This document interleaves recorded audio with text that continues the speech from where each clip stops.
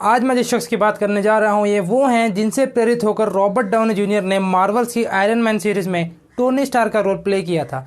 ये शख्स Tesla, SpaceX, Neuralink, Open AI, Hyperloop, PayPal, एक्स.com कंपनीज का फाउंडर या को फाउंडर है। खुश आमदीद दोस्तों, मैं हूं तौसीफ अंसारी और आज हम लोग बात करेंगे सदी के सबसे क्रांतिकारी आदमी एलोन मस्क की। क्या कभी किसी ने सोचा था कि साउथ अफ्रीका में पैदा हुआ ये छोटा सा लड़का बन जाएगा दुनिया का सबसे अमीर आदमी। इस चीज़ को सच कर दिखाया एलोन रीव मस्क ने।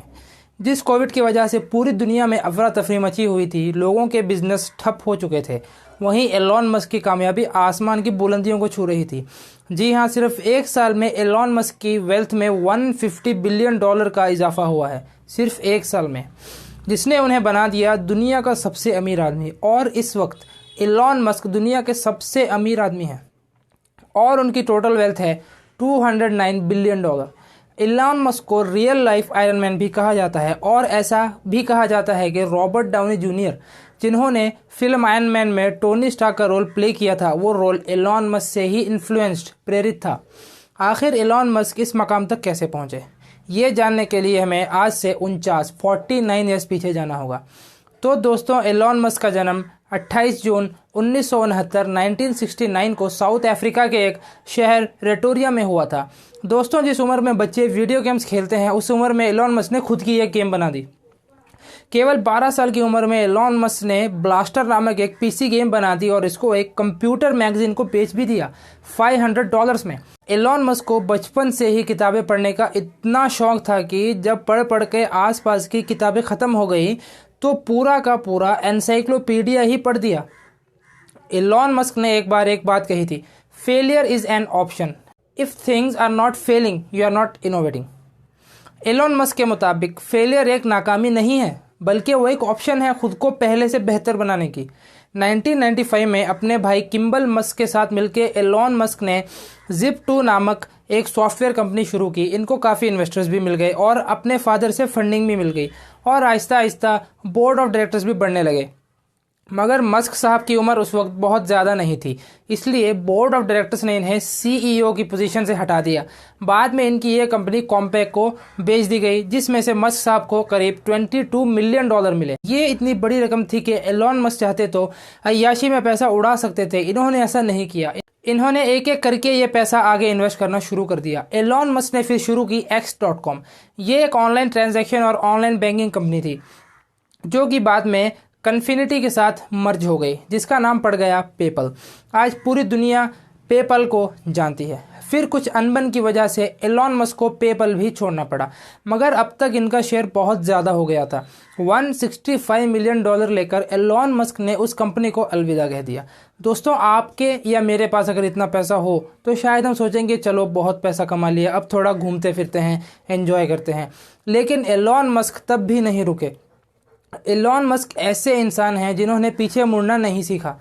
हर बार उनकी सोच पहले से कुछ बड़ा करने की होती थी। उनकी यही सोच उन्हें अब ले गई पृथ्वी से बाहर मार्स पर। अब वो सोचने लगे मार्स पर इंसानों को कैसे बसाया जाए। एलोन मस्क को ये खतरा है कि शायद फ्यूचर में वर्ल्ड वॉर 3 के कारण या किसी मेटेओर के अर्थ से टकराने के कारण अर्थ का एंड हो सकता है। इसलिए ह्यूमंस को मल्टी प्लैनेटरी लाइफ, यानी कि अर्थ के अलावा भी किसी और प्लैनेट के बारे में सोचना चाहिए। इस ही सिलसिले में एलोन साहब 2002 में रशिया पहुंच गए। एलोन मस्क वहां ICBM यानी कि इंटरकॉन्टिनेंटल बैलिस्टिक मिसाइल खरीदने के मकसद से गए थे। तो वहां उनको एक मिसाइल की कीमत $8 मिलियन बताई गई। एलोन मस्क को ये प्राइस बहुत ज़्यादा लगा। वो वहाँ से वापस आ गए क्योंकि उन्हें लगता था कि वो इससे कम कीमत में रीयूजेबल रॉकेट बना सकते हैं, और उन्होंने वो करके भी दिखाया। एलोन मस्क ने कोई रॉकेट साइंस पढ़ाई नहीं की थी, मगर उन्होंने रॉकेट बनाया। अपने आप पढ़ पढ़ के उन्होंने एक और कंपनी को स्टार्ट कर दिया, जिसे दुनिया आज स्पेसएक्स के नाम से जानती है। Elon Musk space travel commercially viable करना चाहते थे, मतलब कि आम लोगों के लिए स्पेस ट्रैवल को अफोर्डेबल बनाना चाहते थे, जैसे हेनरी फोर्ड ने कार्स को किया था। बस फिर क्या था, अब एलोन साहब तो ठहरे एलोन साहब, इन्होंने खुद से पढ़ाई शुरू कर दी रॉकेट साइंस की। जिस चीज़ के बारे में एलोन साहब कुछ ज़्यादा नहीं जानते थे, उस चीज़ को इन्होंने पढ़ना शुरू कर दिया। उन्होंने रॉकेट साइंस की इतनी किताबें पढ़ डाली कि खुद ही रॉकेट बनाना शुरू कर दिए। दोस्तों, ऐसे हैरत अंगेज़ आदमी मैंने तो अपनी ज़िंदगी में कोई और नहीं देखा। मतलब कैसा एलोन साहब का जुनून होगा, कैसी क्यूरियोसिटी इस बंदे की। इससे मालूम होता है कि अगर इंसान चाहे तो वो घर बैठे कुछ भी सीख और कुछ भी लर्न कर सकता है। अगर ऐसी क्यूरियोसिटी हो तो मैं अपने देश के नौजवानों को और बच्चों को यही संदेश देना चाहता हूँ कि चाहे आप कहीं भी हो, अगर आप में वो जुनून है, वो कर दिखाने की लगन है, तो आपको कोई नहीं रोक सकता। ये टेक्नोलॉजी का दौर है, आप जो चाहें वो सीख सकते हैं, चाहे वो किताबों से हो या ऑनलाइन। तो हम बात कर रहे थे स्पेस एक्स की। 2006 में स्पेस एक्स के पहले रॉकेट लॉन्च के 33 सेकंड बाद ही रॉकेट में आग लगने के कारण लॉन्च फेल हो गया। 2007 में इन्होंने दोबारा ट्राई किया। इस बार इनका रॉकेट स्पेस में तो गया मगर ऑर्बिट तक नहीं पहुंचा और ऑफ रूट हो गया और ये लॉन्च भी नाकाम हो गया। 2008 में इन्होंने तीसरी बार कोशिश की। इस बार रॉकेट स्पेस में जाते ही ऑफ रूट हो गया और ये परीक्षण भी कामयाब ना हो सका।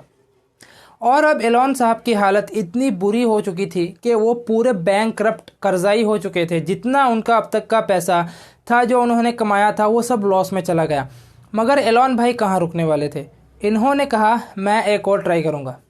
यही चीज़ एलोन मस्क को सबसे अलग बनाती है। कोई और व्यक्ति होता तो इतनी असफलताओं के बाद हार मान चुका होता।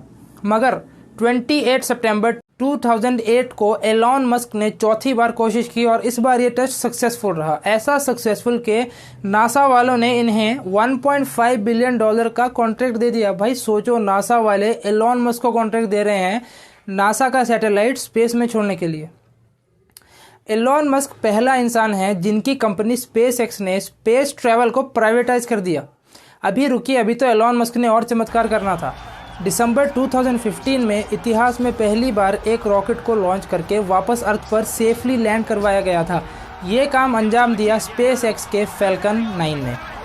स्पेस एक्स ने एक ऐसा रॉकेट बनाया जो कि स्पेस में जाता है और वापस उसी जगह आके लैंड हो जाता है जहाँ से रॉकेट लॉन्च हुआ था।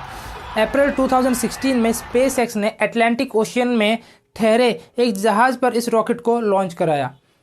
आप एक बार वो क्लिप ज़रूर देखिए, मैं फुल वीडियो का लिंक डिस्क्रिप्शन में डाल दूंगा। स्पेस एक्स की इस रीयूजेबल टेक्निक से रॉकेट वेस्ट होने से बचने लगे और काफ़ी पैसा भी बचने लगा। मई 2020 में स्पेस एक्स ने 2 एस्ट्रोनॉट्स को स्पेस में भेज दिया। स्पेस एक्स इंसान को स्पेस में ले जाने वाली पहली प्राइवेट कंपनी बनी। स्पेस एक्स का एक और इम्पॉर्टेंट प्रोजेक्ट है स्टारलिंक। स्टारलिंक के माध्यम से एलोन मस्क दुनिया के हर हिस्से तक इंटरनेट पहुंचाना चाहते हैं। अभी जो इंटरनेट चलता है ऑप्टिकल फाइबर से चलता है, जिसे मैं इस वीडियो में एक्सप्लेन कर चुका हूं। मैं डिस्क्रिप्शन में वीडियो का लिंक भी डाल दूंगा और एंड स्क्रीन पर भी लगा दूंगा। ज़रूर देखना कि इंटरनेट कैसे काम करता है। मगर ये फाइबर केबल्स हर जगह मौजूद नहीं है। एलोन मस्क सैटेलाइट के जरिए हर जगह तक तेज़ नेट पहुंचाना चाहते हैं।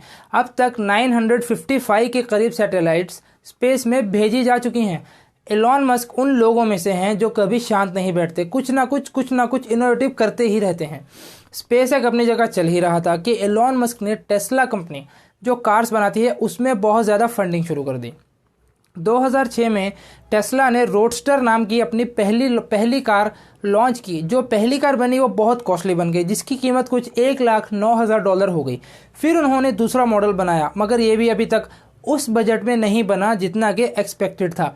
फिर जो तीसरा मॉडल बना वो कामयाब रहा। 2008 आते आते टेस्ला बैंकक्रप्ट होने ही वाली थी कि एलोन ने अपने पैसों से कंपनी को बचाया और 2008 में एलोन को कंपनी का CEO भी बना दिया गया। वक्त के साथ साथ टेस्ला ने अमेजिंग कार्स मार्केट में लॉन्च की, जिससे टेस्ला शेयर्स में बहुत तेज़ी से इजाफा होने लगा। सिर्फ पिछले 1 साल में टेस्ला के शेयर्स में 700% बढ़ोतरी हुई है, पिछले 1 साल में। इन्हीं सब चीज़ों के चलते एलोन मस्क फाइनली बन गए दुनिया के सबसे अमीर आदमी। एलोन मस्क की कुछ और कंपनीज पर नज़र डालते हैं। इनकी एक और कंपनी जिसका पूरा दुनिया में बहुत चर्चा हो रहा है वो है हाइपरलूप। इसके बारे में एक डिटेल्ड वीडियो में फिर कभी बात करेंगे। मैं ब्रीफ में आपको बता देता हूँ कि ये हाइपरलूप आखिर क्या होता है। तो ये एक पैसेंजर ट्रांसपोर्ट सिस्टम है जिसकी गति रफ्तार आम ट्रांसपोर्ट से कहीं ज़्यादा होगी। हाइपरलूप के अलावा एलोन मस्क की एक और कंपनी है the boring company. Elon Musk ने हर रोज़ बढ़ते ट्रैफिक का भी हल निकाल लिया। बोरिंग कंपनी ज़मीन के नीचे ट्रांसपोर्ट का काम करेगी, जिससे काफ़ी हद तक ट्रैफिक को कम किया जा सकता है। एलॉन मस्क की एक और कंपनी है ओपन एआई। दिन ब दिन बढ़ती टेक्नोलॉजी और आर्टिफिशियल इंटेलिजेंस से मनुष्यों को भविष्य में खतरा हो सकता है, ये एलॉन मस्क का मानना है।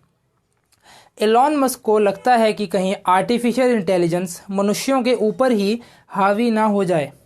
एलॉन मस्क काफ़ी टाइम से आर्टिफिशियल इंटेलिजेंस को लेकर काफ़ी चिंतित थे, इसीलिए उन्होंने 2015 में ओपन एआई की शुरुआत की। ये कंपनी आर्टिफिशियल इंटेलिजेंस के ऊपर काम करती है ताकि ह्यूमंस के लिए आर्टिफिशियल इंटेलिजेंस को सेफ बनाया जा सके। एलॉन मस्क यहीं तक नहीं रुके, उन्होंने फिर शुरू की एक और कंपनी न्यूरालिंक, जो कि बनाती है implantable brain machine interfaces BMIS। ये कंपनी ऐसे चिप्स बनाएगी जो कि ब्रेन में फिट होंगी, जिससे कि पैरालाइज, डेफनेस या और ऐसी बीमारियों का इलाज किया जा सकता है, ऐसा एलॉन मस्क साहब का मानना है। मगर कुछ मेजर साइंटिस्ट इस बात से डिसएग्री करते हैं। एक successful entrepreneur, billionaire, genius, futuristic, super human या जो भी आप कहें, बंदे में दम तो है, इस बात को हम डिनाई नहीं कर सकते। तो ये थी एलॉन मस्क की सक्सेस स्टोरी, एक मिडिल क्लास लड़के से लेकर दुनिया का सबसे अमीर आदमी बनने तक। आप कमेंट्स में बताएं कि आप एलॉन मस्क के बारे में क्या सोचते हैं। अब मैं चलता हूं, मुझे अब एलॉन मस्क साहब की कंट्रोवर्सीज पर भी एक वीडियो बनानी है, जो कि यहां पर अवेलेबल हो जाएगी। मिलेंगे अगले वीडियो में, तब तक के लिए खुदा हाफिज़।